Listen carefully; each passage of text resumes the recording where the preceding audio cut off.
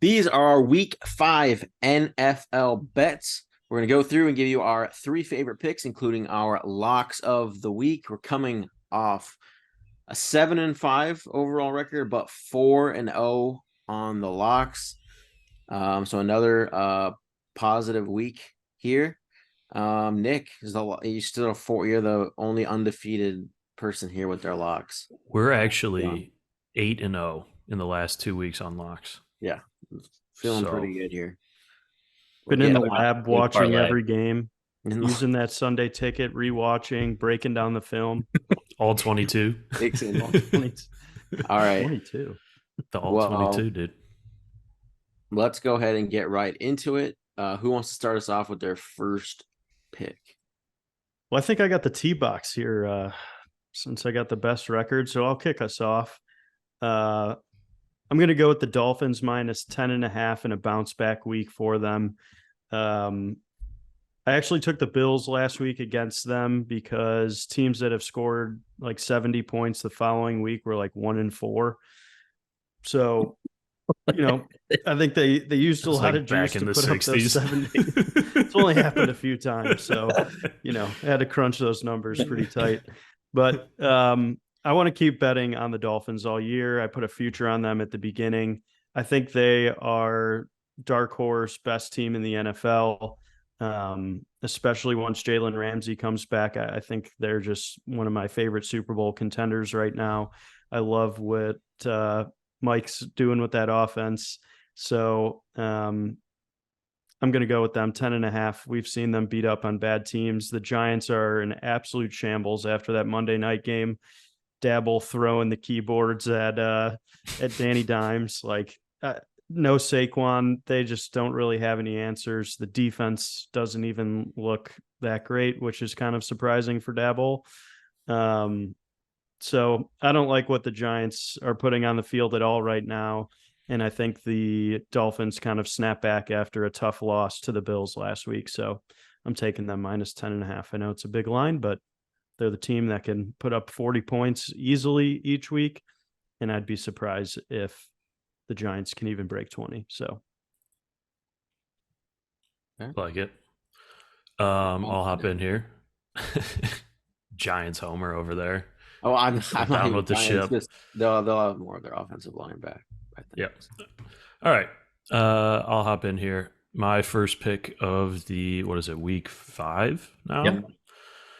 Is going to be the Eagles and Rams under 50.5. So one of the things that I like to do when betting is targeting mismatches in the trenches. I think is where games are generally won and lost. And the Rams have one of the worst offensive lines in the league, going up against the top 3 D line in the league in the Eagles. They won't have Cooper Kupp back yet. And you saw Hurts in the Philly offense kind of get started last week against the Commanders, but it took to overtime, and they really were kind of sleepwalking a little bit. It felt like almost. I think they're primed to peak towards the end of the season. I think they're still getting going off of that Super Bowl loss. And for the Rams not having an amazing defense, they are right now the number 1 rated red zone defensive efficiency in the league. So basically, once teams get into the red zone, allowing 0 or 3 points as opposed to touchdowns.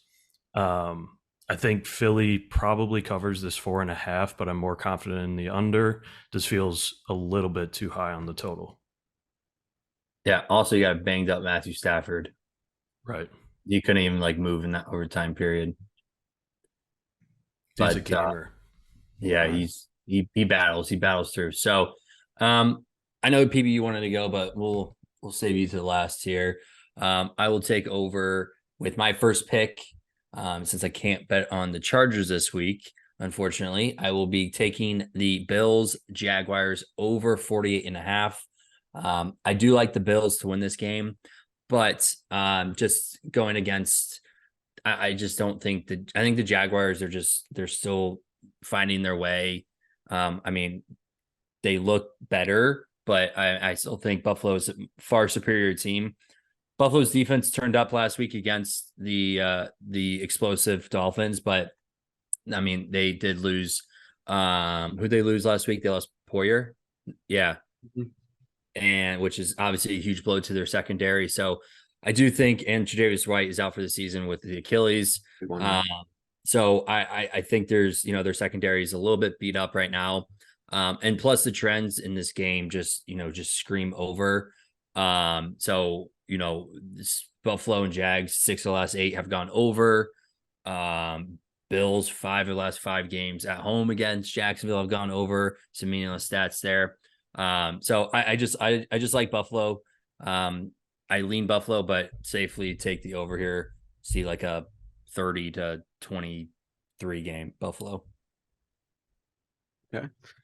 Well, my first pick is going to be the Bengals -3.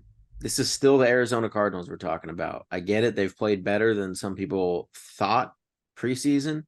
If you go back to our bet show, I did have the Cardinals over 4.5 wins. But they're not like Bengals good. And I get it. The Bengals have not looked good, but every single week Burrow's out there. His cap's only going to get better. And I will keep buying low on one of the best quarterbacks and one of the best teams in the NFL. And see when they're gifting us with a -3 spread against the Arizona Cardinals, I'm going to take it. Okay. Yep.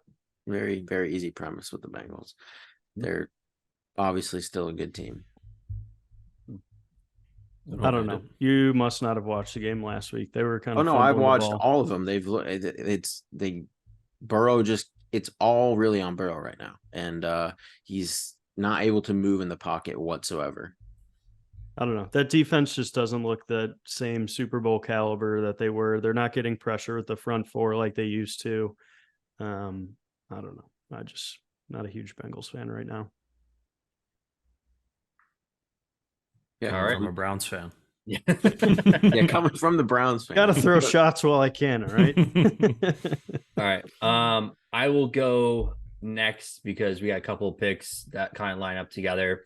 I will be taking the San Francisco Wagon 49ers -3.5 at home against the we're going to the Super Bowl this year, Cowboys. I think the Cowboys just aren't, they're an okay team. Dak Prescott is okay. Their defense is what wins them games, but going against, the 49ers at home with the weapons that they have, I just think this is a perfect game for the 49ers to show why they're top dogs in the NFC behind the Eagles.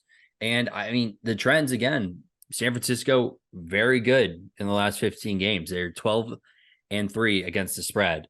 And coming, with Dak Prescott, expect him to throw at least 1, maybe 2 interceptions in this game. We haven't seen Tony Pollard get going, really haven't had like his explosive games yet. And, the 49ers are pretty stout defensively. I think Joey Bosa gets after it. I didn't mean Joey Bosa. I meant Nick Bosa. I think that the 49ers are a really good team, and Brock Purdy does what he needs to do to win games, and that's not turn the ball over. And the Cowboys lost Trayvon Diggs, their ball hawker in the secondary. So I think you see another really good game from McCaffrey and Debo. I think it's not as close as people think it's going to be. I like it. I like that, but I don't love that hook there on the 3. I'm gonna wait and see on that one, but I'm also gonna play this game. You talked about both of these teams' defenses. I'm gonna take the under 45 here. It just always feels like or at least the last 2 times these teams have met, it's been bully ball. It's been defenses basically giving these kind of middle of the road QBs. I think we can all agree neither of these guys are top tier QBs in the league.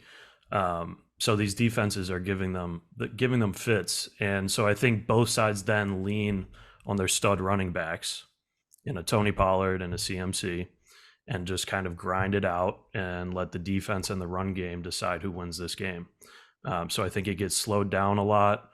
And both of the last 2 times these teams played, it was 19-12 San Francisco and 23-17 San Francisco, knocking Dallas out of the playoffs the last 2 years. Both under 45 points. Obviously a little different environment, not being in the playoffs, but I think this is an exciting Sunday night football game. And primetime unders have been hitting at a wild clip, which is generally, the public are watching these primetime games. They want to bet the over, they want to see points. So you see these lines get a little bit inflated sometimes. And I think this one is. Okay. Go Nick? Peeps. No, you go Peeps. Oh, okay. All right. So week 5 is just an interesting week to me because we've had a 4-game sample size, which, 4 games is just not enough to really form a complete opinion. And I think a lot of people do after 4 weeks. They just like, this is how it's going to be the whole year. If you just go back to 2022, the Bengals, same kind of situation is going on this year without the injury, but they started off super slow. They were like 1-3 through 4 weeks, and then they come out super strong. Then there's teams that, let's see here. You had teams like the Jets that started out like 3-2 last year, and then they were the Jets. So this team is kind of betting this pick is these next 2 picks are betting against quarterbacks that I think people are higher on than they should be. And the first one here, so I'm taking the Raiders plus 2.5. Jordan Love kind of fooled everyone early on. I think kind of came out this past week when they lost, and he had like the worst, I think, QB rating of entire week 4. But I still don't think it's quite adjusted yet. I don't think they should ever be favorites in an away game unless it's like, there's probably very few teams, if any, that they should just be favorites again away. So Jimmy G should be back. Still got Devonta Adams, Jacoby Myers, Josh Jacobs. The only thing the Packers, I think, that's better is their defense, and they're playing in Vegas. I'm just taking the home dog here. Raiders plus 2.5, but they probably just win the game flat out. Interesting. Yes. All right, rounding out the picks here before the locks, I'm going with the Houston Texans versus the Atlanta Falcons over. I think this is going to be a really good game. I'm really impressed with what the Texans have done the past 2 weeks, kind of 2 blowout wins without 4 out of their 5 starting linemen. They're getting Laramie Tunsil back this week, which I think will be a huge help. But I have to say, I'm really impressed with what CJ Stroud has been able to do this year. He's had like one of the best rookie campaigns in the league. And, against a good pass rush team last week in the Steelers without their line, he's kind of was hanging himself in there, like very composed, was very efficient. So I'm going to bet on that trend to continue with points here against the Falcons, who I'm going to bet are in kind of a snapback spot. I wanted to pick a side of this game, but I kept going back and forth just with what both these teams are at, and decided just to go with the points. So I think we're going to get a good showdown. Falcons, Texans, 2 young teams grinding it out, but I think they're in for some fireworks. So I'm excited to watch that one. Kind of 2 under the radar squads. So For sure. Okay. I'm trying to think who should go next year. Alex brings us right. You go. How about you start us with Okay. the locks? All right. Because we're all talking about this Falcons Texans game. Yeah. So Nick led me into that, teed me up, alley-ooped it to me for my lock of the week. Houston plus 2.5. Going into Atlanta, who is flying back from London town after getting absolutely whooped in Toy Story Land. The Houston Texans, on the other hand, come off a 37-17 win against the Jags 2 weeks ago and a 30-6 win against the Steelers last week. CJ Stroud, my number 1 quarterback going into the draft this year, too. per this show. has looked extremely solid, as Nick mentioned, with a very suspect O-line, who's only getting healthier. And on top of that, the Texans defense has quietly been pretty strong. They've only allowed 2 TDs over the last 10 quarters. The Falcons, on top of that, are averaging the 4th lowest points per game with 15.5. I think we can all agree the Desmond Ridder experiment needs to come to an end. The Falcons have a ton of talent on that offensive side of the ball, and he cannot do anything with it. Johnny Smith season. Jeez. Exactly.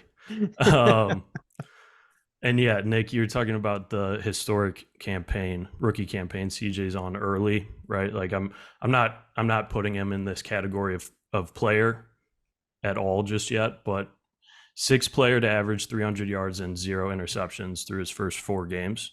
The other 5 guys were Tom Brady, Peyton Manning, Drew Brees, Aaron Rodgers, and Patrick Mahomes. So elite company.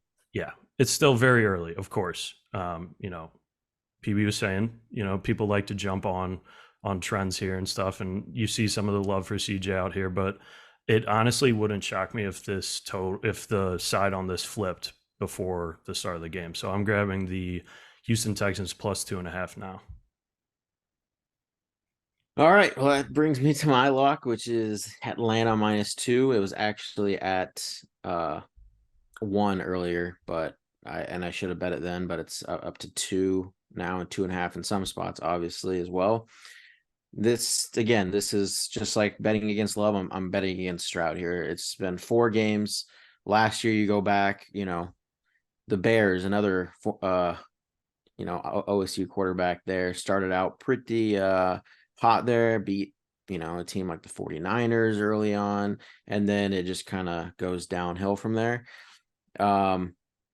Not saying it could be as bad as the Bears, but against the Atlanta Falcons, who they have the best rushing team in the NFL, and Houston is the worst defense against the run. It's just an awful matchup for the Texans.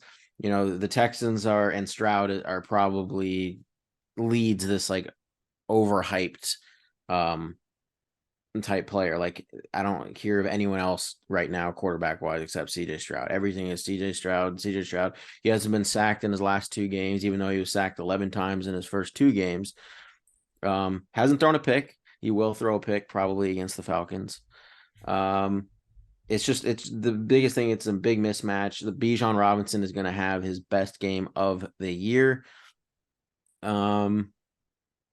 Yeah, I don't have much else to say. That the Falcons have been pretty good defensively. They've allowed 24 points.